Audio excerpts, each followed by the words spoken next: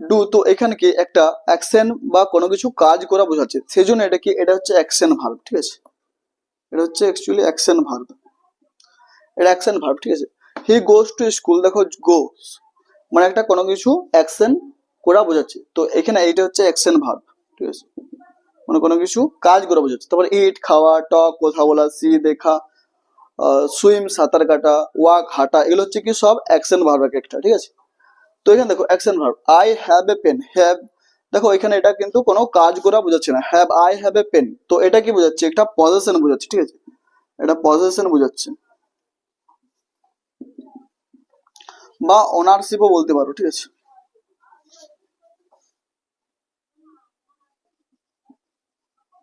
এটা একটা ওনারশিপও বোঝায়, ঠিক আছে। হি ইজ ইল, দেখো হি ইজ ইল, এখানে দেখো ইল, এখানে একটা অবস্থা বোঝাচ্ছে, স্টেট, সে কেমন আছে, যেমন সে